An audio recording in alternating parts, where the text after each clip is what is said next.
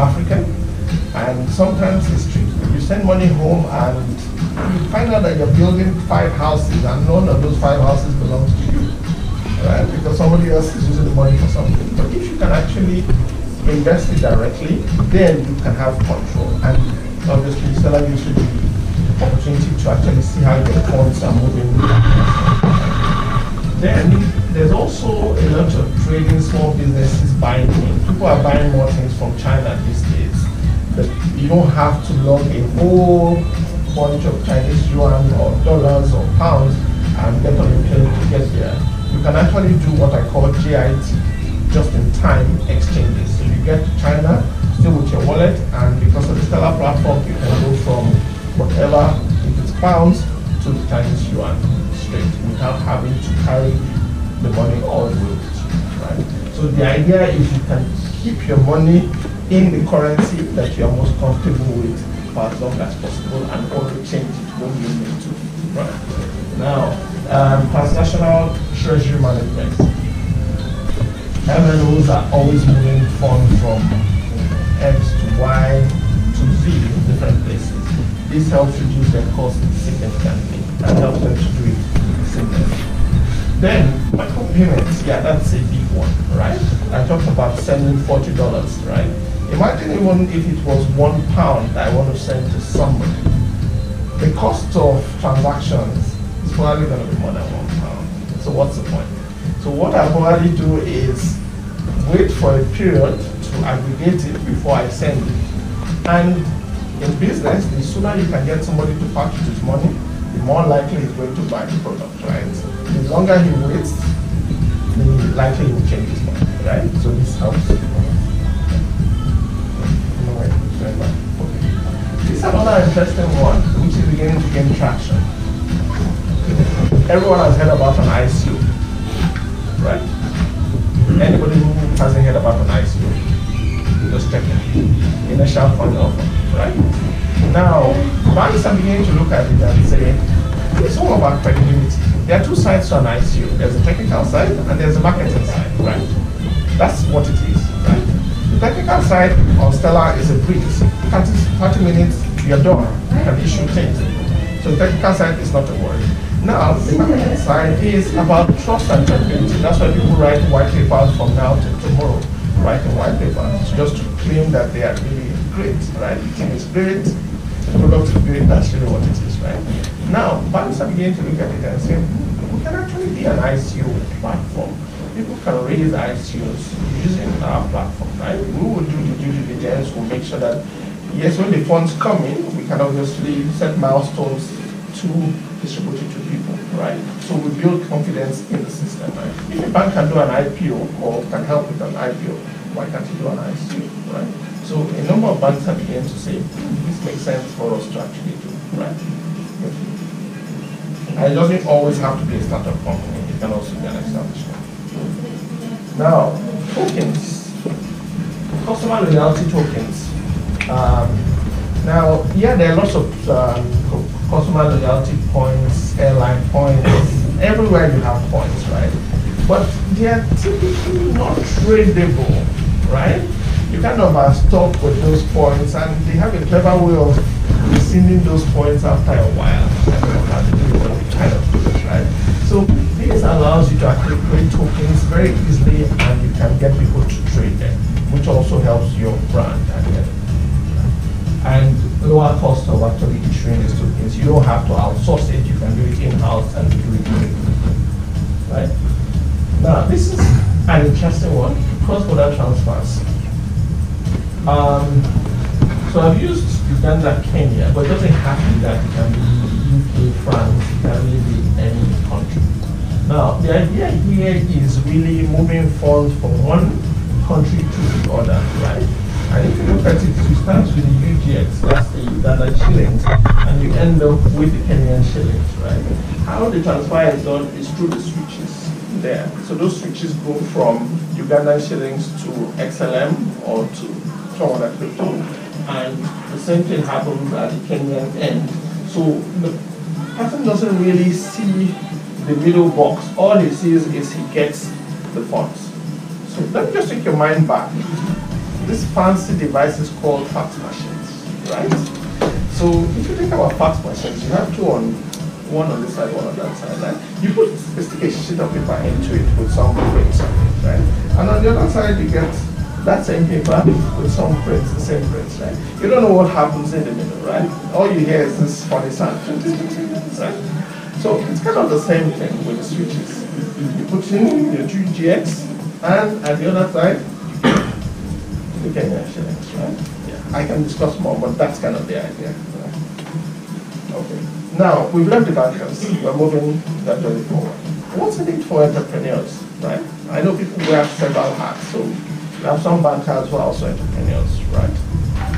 So now, for the entrepreneurial developers, the first thing is there's a huge demand for stellar developers. Every country I go to, and I go to quite a lot, trust me, there's always this request for developers, right? Because people want to build things on the stellar platform, right? And I've also talked about Lightyear. Even Stellar Lightyear is recruiting developers right now. So if anyone is interested in a developer, you can always talk to us, right? Then there are lots of projects coming up on Stellar, kind of like every day.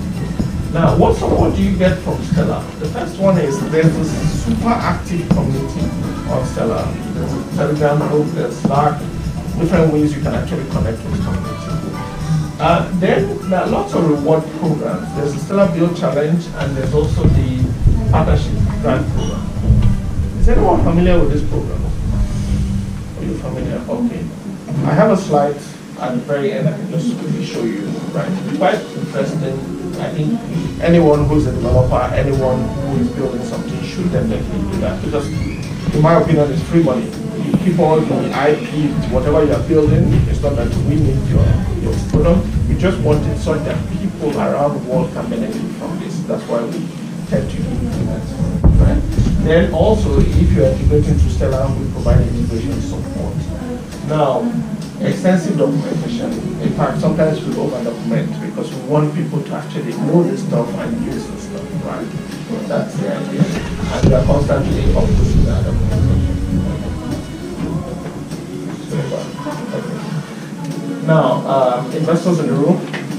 So there are also, the same thing applies. There are also opportunities for you to actually invest in different projects, in the Build Challenge if you want to do that, and also sponsor different categories of projects, right?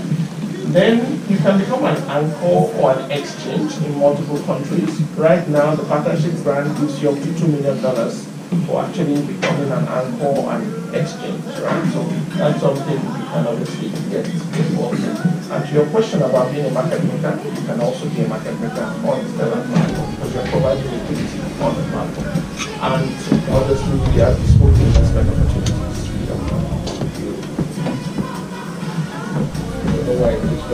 Okay, good.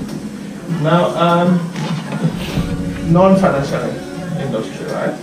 There are definitely other opportunities there: identity management, record management, supply chain. I'm just going to talk about supply chain. There's a very interesting company in Uganda that is looking at the supply chain of coffee.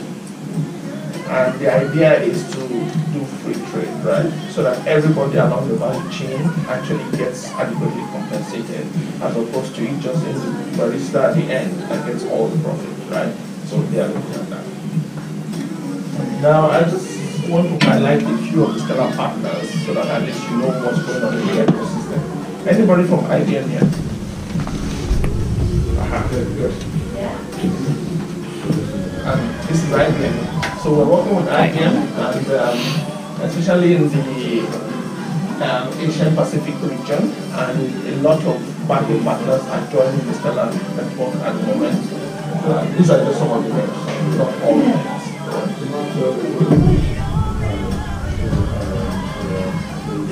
Then we also have Deloitte there, who is quite an active partner.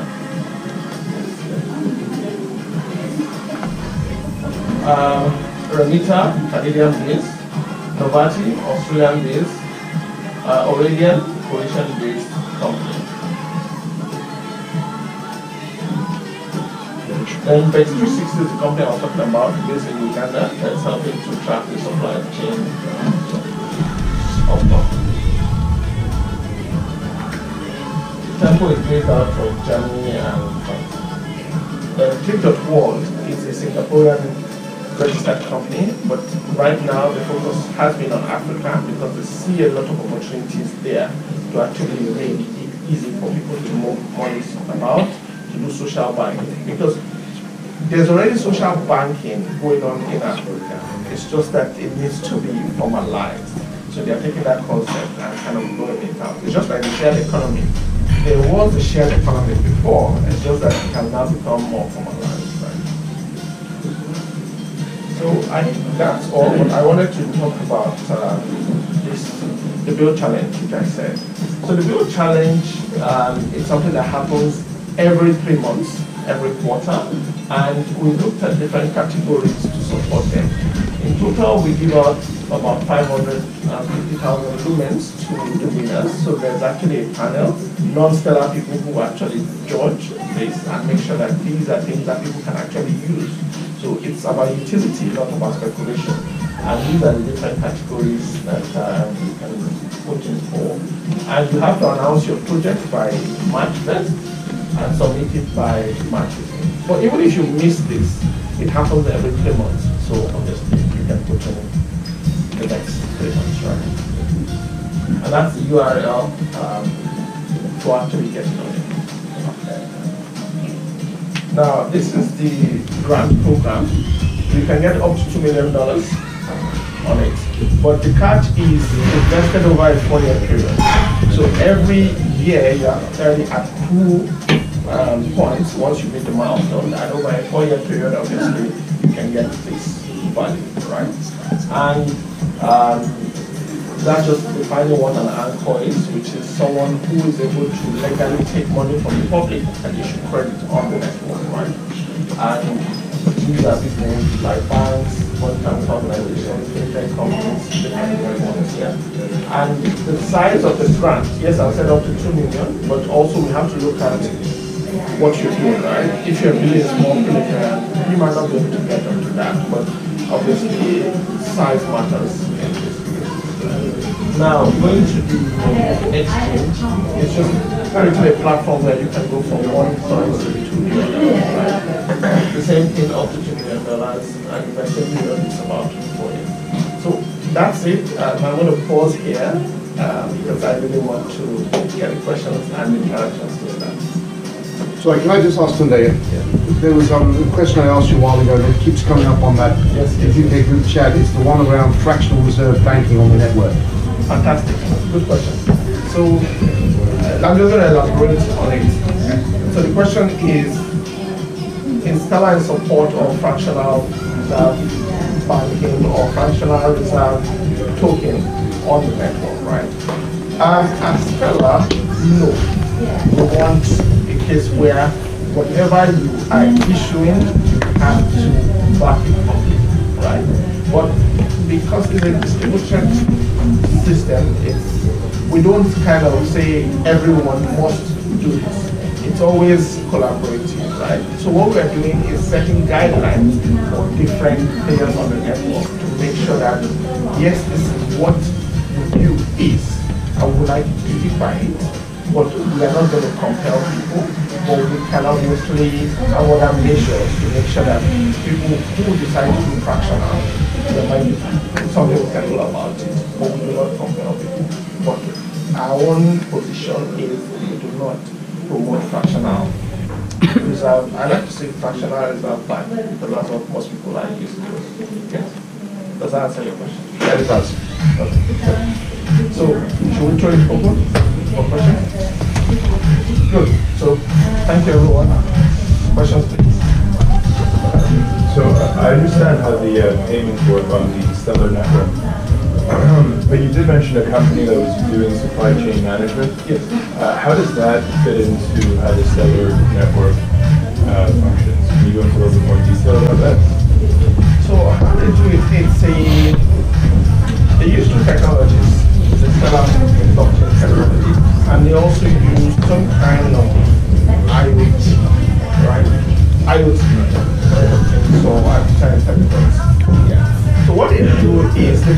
machines in the field, right? So the two things you need to know about coffee is the quality and the quantity, right? So they pour the coffee beans into this machine, right? And it measures the quality and the quantity, right?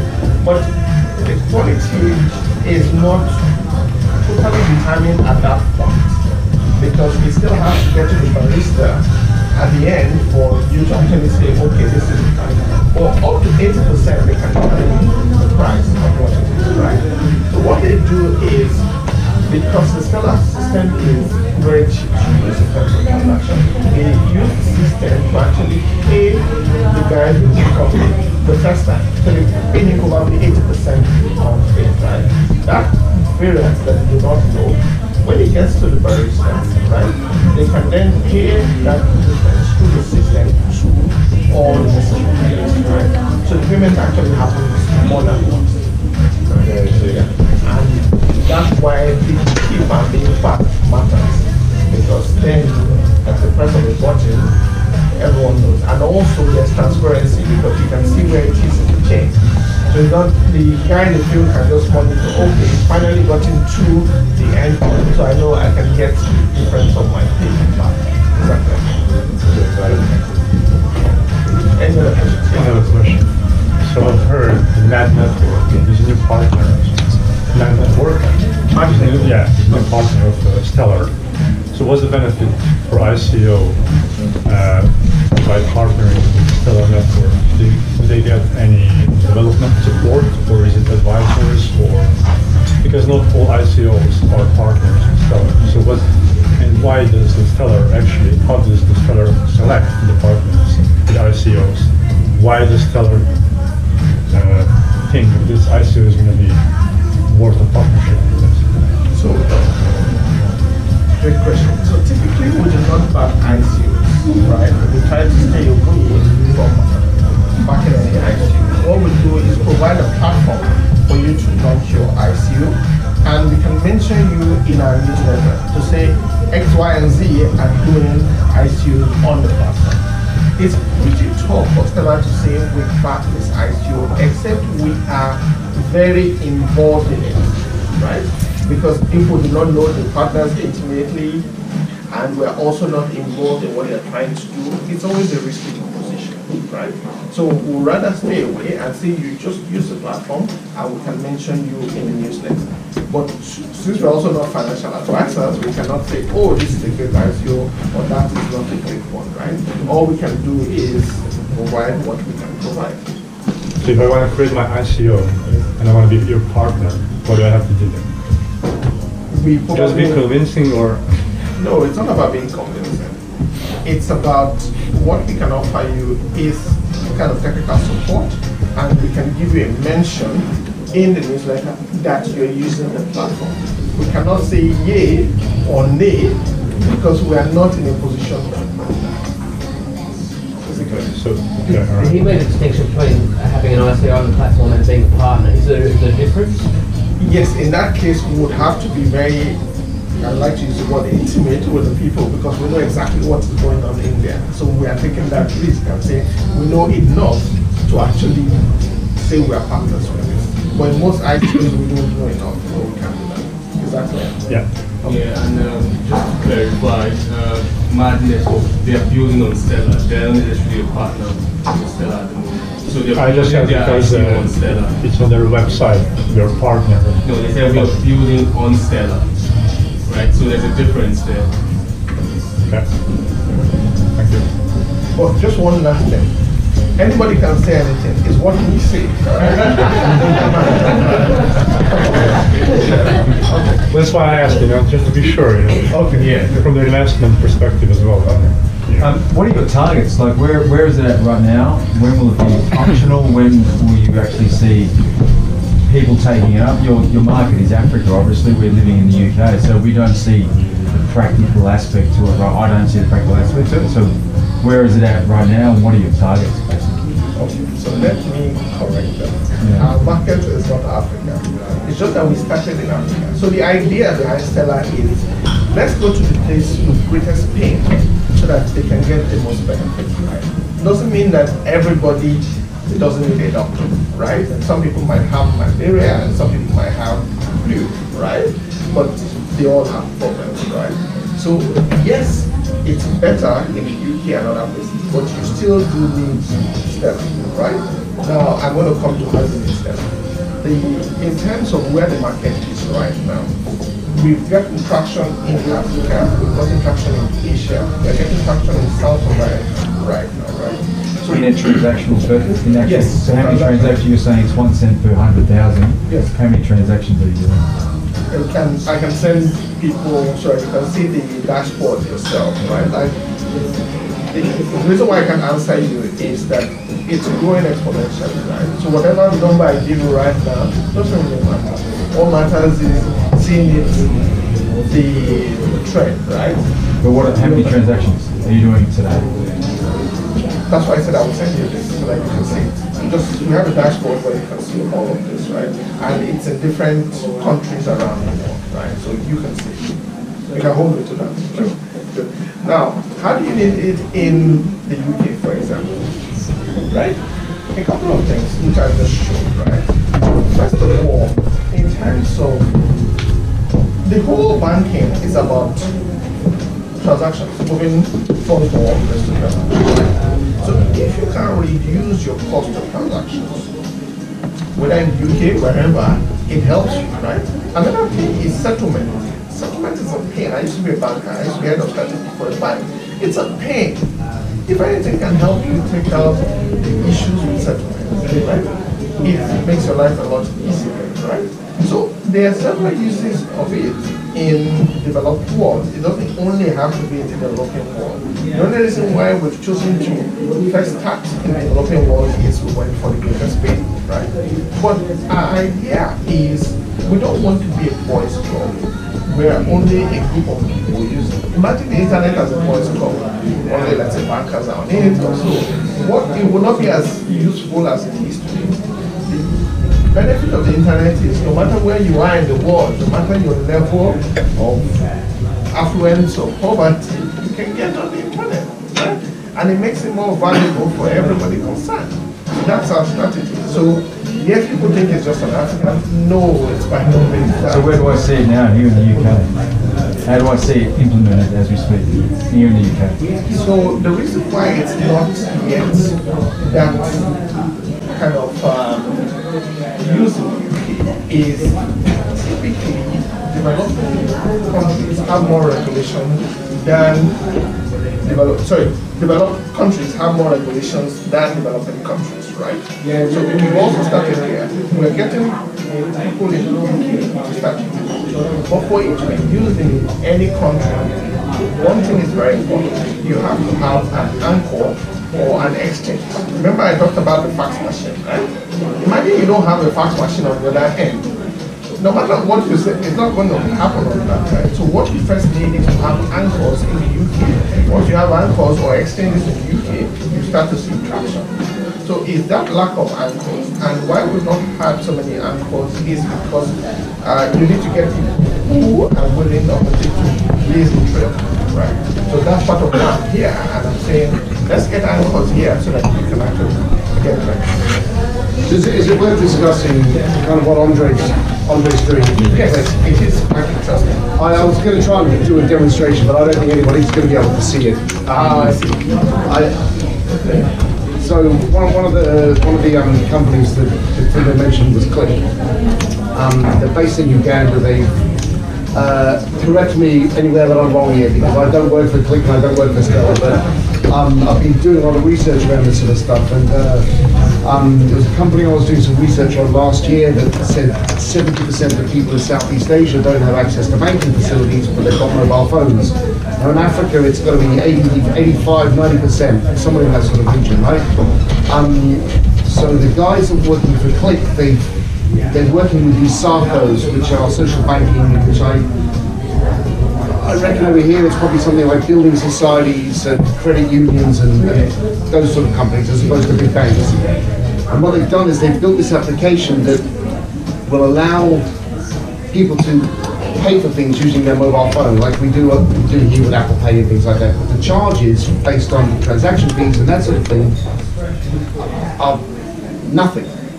Now, what they're doing is, because of this, the payment system using QR codes to pay for things, I've got an app down there on a tablet where it's a point of sale system where the merchant will sit there and punch in how much your bill is, hit OK, you take your mobile phone and you log into your application, which is linked to your bank account, and you scan the QR code. On your phone, it'll tell you your bill is £25, or whatever it is. You punch in your password for your application to confirm that transaction, and it's done within about 3 to 5 seconds.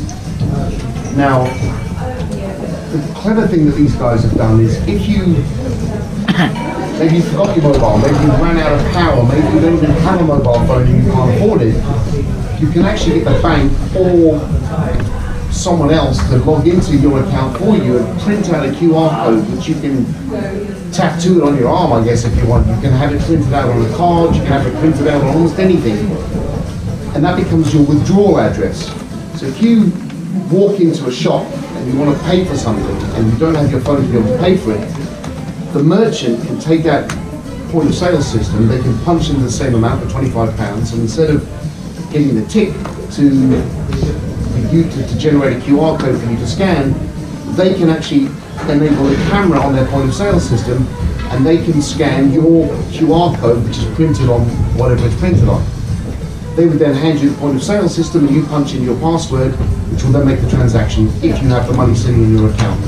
So I've sat there playing around with these applications and sending money. There's a guy I know in Kenya, he's installed these applications over there, and I can send money backwards and forwards in a test environment in 3 to 5 seconds.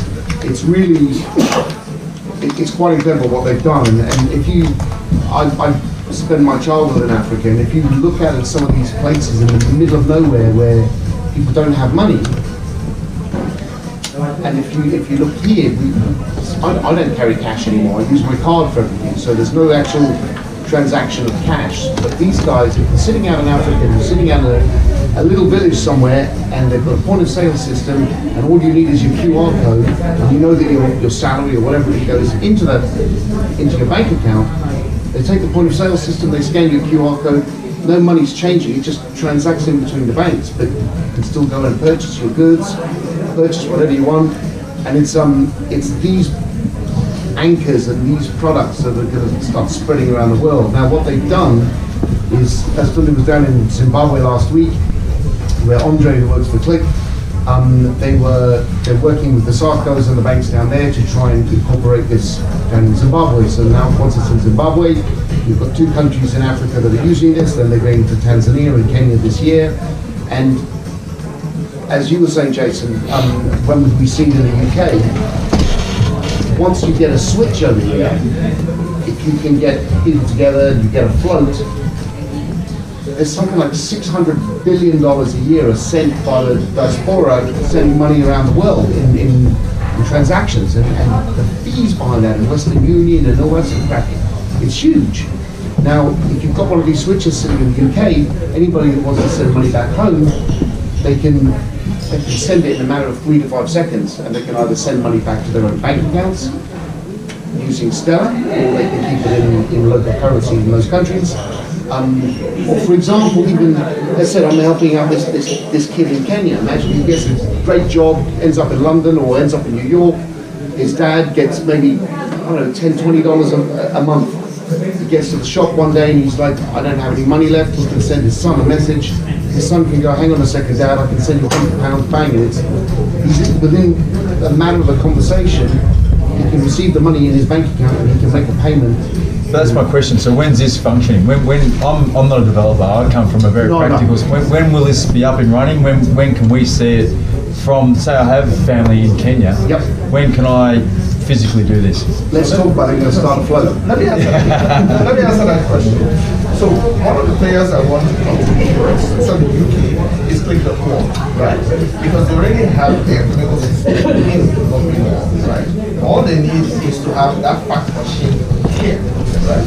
Once they set up shop here, you can use your phone and send money in 3 to 5 seconds anywhere. And it doesn't have to be go Africa. It can be to anywhere. It can be anywhere, right? And it's going to be cheaper and faster for you. So essentially, it makes it even better than going to the bank to send money. I understand all this. I want a time frame. Time frame. So No, I'm asking it's as a time fast as the players. No, I'm asking, when is this when can people use this? Now? People are using it now, Okay, because that's what I'm it's asking. actually So working at the how can moment. I It's see it not working? based here in the UK apparently. Yes, exactly. Okay, cool. That's what I'm asking. It's working, operating now as far as We I as can Stella don't drive that, right? It's the players. What we do is provide incentives for players to actually set up shops. But we do not set up shop because there's kind of a lack of possible for players. That's why I went to Zimbabwe to support the poor, so that we spoke to the RBs in the Reserve Bank of Zimbabwe, we spoke to the global banks, right? Just to make sure that I could provide them as much. So when they come to the UK, we also